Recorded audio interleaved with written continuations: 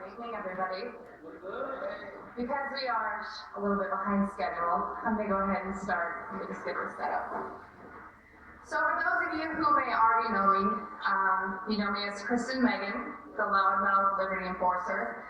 I am a contributor for Infowars.com, the Next News Network, and a bunch of alternative media sites. I want to tell you a little story about my previous identity. In my previous identity, I'm known as Sergeant Kristen Edwards. 2001, I didn't really know what I wanted to do with my life. And in 2001, I figured, you know what, I heard about a bunch of my friends going into the military, and it seemed like they could get their college funded and do great things defending this nation. So in 2001, I rose my right hand to the Constitution to defend and uphold. And as ignorant as I was, that Constitution was just a subject in high school history. I hadn't read it. Throughout my career, I was stationed all over the nation, all over the world. I started out in England. My job was in bioenvironmental engineering. For those of you who don't know what that is, if you've ever heard of OSHA, anyone heard of OSHA? Yeah. I follow the health side. So my job was to ensure that everything that the Air Force was doing, that we were tracking the exposures for all military personnel as related to what was the Air Force doing, how did it relate to health, and what was the Air Force doing and how did it relate to environmental impact. I spent almost 10 years in the Air Force. I'd love to say it was the best 10 years of my life, but I'll tell you about one day that changed my life. My second base was in Oklahoma City at Tinker Air Force Base, Oklahoma. How many of you have heard about GeoEngineering or chemtrails? Yeah. How many of you have heard it's a crazy loon conspiracy theory? I just want to ask you guys one question. Do I look crazy to you? No. Did I talk to any plants or walk up here backwards, or am I wearing a tinfoil hat? I'm not crazy. Throughout my military career in the Air Force, I was made rank my first time. I had 4 stripes on my shoulder. I had medals like you couldn't believe. I was the exemplary staff sergeant of the United States Air Force. I actually was transferred from one base to another to do a special operation because of my stellar background. When I was at Tinker Air Force Base, Oklahoma, I heard about geoengineering, and I thought, oh, those crazy conspiracy loons. I'm sure we've all heard of Alex Jones from Infowars.com. Yeah.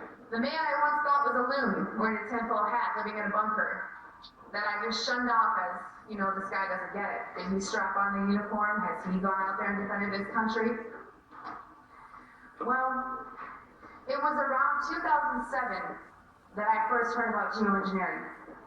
And I started to piece the puzzles together, like a spouse who thinks their husband or wife is cheating, when all the dots start to connect, right? Well, part of my job in bioenvironmental engineering was to approve hazardous materials that came on the base. So whether you were using a simple spray can of paint, or you were ordering an oil solvent to degrease airplanes, I sat at a computer and I approved those hazardous materials on base and tied them to a process and a building. Now, there are certain things we all know in the military that are classified, right? Yep. So even though I had a security clearance, it says a need-to-know basis. So when I started approving what is called an Air Force Form 3952, the approval of hazardous materials, and I started seeing barium, aluminum oxide, and strontium come on the base from a contractor whose name was not listed, which was not normal. I started to realize that those crazy tinfoil hat-wearing conspiracy theorists might not be so crazy. So in 2008, amongst myself, I lived about less than a mile behind the flight line at Tinker Air Force Base, Oklahoma, in Oklahoma City. And due to my background as an industrial hygienist and an environmental specialist, I conducted soil grade sampling and grade sampling. Those of you who may not be too privy to chemistry, you know that there's natural elements occurring in Earth. Aluminum is one of them. However, barium, radioactive, and strontium are not. So I conducted those samples and saw limits in my community that would make your head spin. And I started to realize that those peers within my professional community that were trying to wake those of us in the military up were right. So right when I decided, I was on the fence, should I re-enlist? I was pregnant, just so you know, with my now 9-year-old daughter, Nuggie. You'll see her walking around. And I thought, wow, this is my livelihood. Do I question this? Or do I re-enlist and move forward? Amongst my ignorance, I moved forward, and I re-enlisted again. I raised my right hand to the Constitution, which I had not read all the way through. So after Oklahoma City, Oklahoma, I got transferred to 90 miles south of here, Warner Robins Air Force Base. Anyone know where that is? Yeah, it's like the big hub here in Georgia to fund the military. There's a lot of civilians that work there. It's 85% civilianized, 15% military. While I was at Warner Robins Air Force Base, let me remind you, I mentioned earlier that I got transferred from one base to another due to my professional background. Because I was such a stellar NCO in the Air Force, they transferred me from one depot maintenance base to the other one in the Air Force, Warner Robins. While at Warner Robins Air Force Base, I thought I was defending my country at a home front, making sure that all those people that went out there, front line, were safe and protected from carcinogens, radiation, inhalation, drinking water, noise, all of it. My job was to protect them so they could be all they can be. In 2009, late 2009, I stumbled upon something that changed my life. I ran across an operation at Warner Robins Air Force Base, which was exposing thousands of civilians to carcinogens. Those of you that are familiar with OSHA, in general industry and construction industry, for different constituents known as hazardous materials, OSHA sets levels for which certain employees can be exposed to. But what if I told you that these employees were exposed 100 times over that occupational exposure limit? That should probably scare you. That's an acute and an immediate hazard to carcinogens. People were getting sick. People were getting cancer. People had sores in their mouth from something called strontium chromate or chrome-6, a carcinogenic metal used in military operations. So after what I saw at Tinker Air Force Base, Oklahoma, and then what I saw at Warner Robins Air Force Base, Georgia, everything that I knew, everything that I thought I knew, this great nation, we are heroes. I had 4 stripes on my arm and 11 medals and ribbons on my chest. I thought I was protecting my homeland. When I brought to my commander to his attention that there were people exposed to these hazardous pollutants, and people were getting sick, I'll give you the synopsis of the story. I took these air samples, I took the swipe samples. These people were actually dumb and ignorant enough to threaten me in writing. My threat was, mind you, I had a perfect history. Not one article of paperwork, not one Article 15, not one negative aspect on my record. I was the poster child for what an Air Force NCO should be. I was told that if I told the employees, which is required by law, that they were exposed to these materials, that my commander had the authority to lock me up in a mental institution for up to 120 days without being questioned. At the time, my daughter was 5 years old. I was told, who will take care of your daughter because I was divorced? I was threatened to be locked up in a mental ward for trying to do my job. I was threatened to have my one child who I love with all my life taken away from me because I tried to do the one thing I was trained to do, protect the workforce. So folks, let me tell you, 2001 is when I entered the military. 4 stripes on my arm, 11 medals and awards on my chest. But it only took one day to change my life.